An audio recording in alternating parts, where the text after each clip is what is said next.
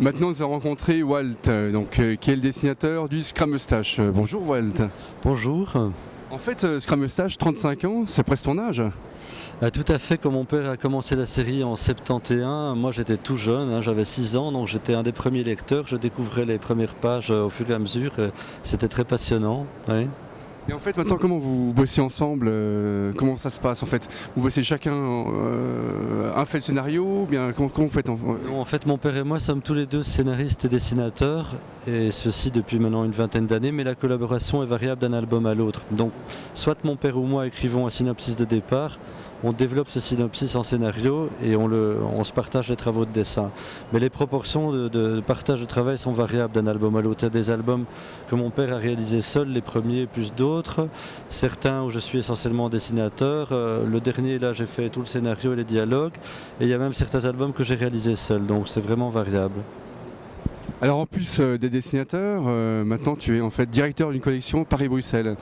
Est-ce que c'est compliqué de gérer en fait la vie de dessinateur et en même temps la vie de rédacteur en fait?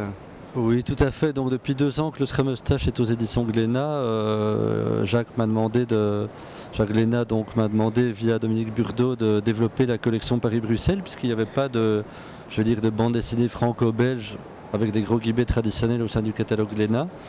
Donc effectivement ça prend du temps, c'est une activité qui me tient à cœur mais qui m'occupe beaucoup, à tel point que j'ai déjà dû demander de l'aide à Daniel de Sorker, le dessinateur de Jimmy tout seul, pour me suppléer sur l'ancrage du Scrum Moustache auprès de mon père.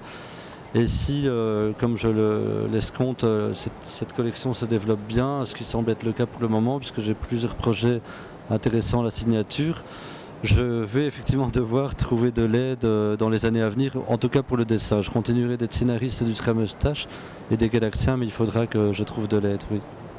Est-ce que c'est pas difficile ou on t'a déjà reproché d'être le fils de Gus? Bien pas du tout.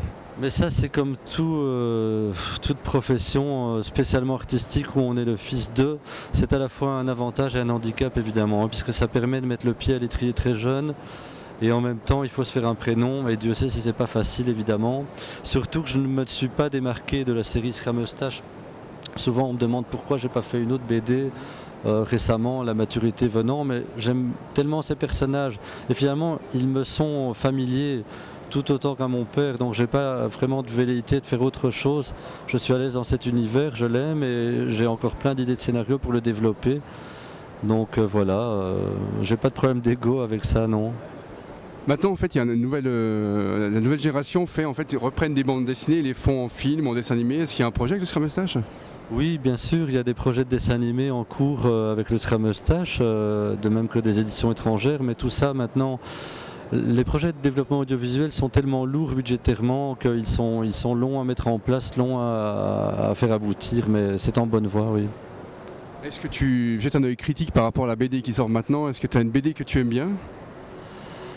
Bien sûr qu'il y a des BD que j'aime bien, mais mes goûts vont toujours aux BD dites classiques. Bon, je trouve qu'il y a de très bonnes choses dans ce qui se fait actuellement, mais mes goûts personnels vont, en tout cas graphiquement, aux choses entre guillemets classiques.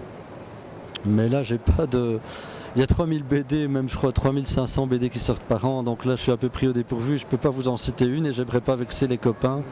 Mais oui, il y a évidemment de très bonnes choses. Il ne faut pas non plus tomber dans le côté passéiste et dire que tout était mieux avant. Ce n'est pas le cas. Il y a de très bonnes choses qui se font, tant en humour qu'en BD réaliste actuellement, par de jeunes dessinateurs. Oui, oui, tout à fait. Et petite colle, qu'est-ce que ça veut dire Scrum Moustache? Ah, bonne question. Donc au départ, le mot Scrum Moustache était une anagramme, non, était une onomatopée. C'était vraiment des syllabes phonétiques collées bout à bout.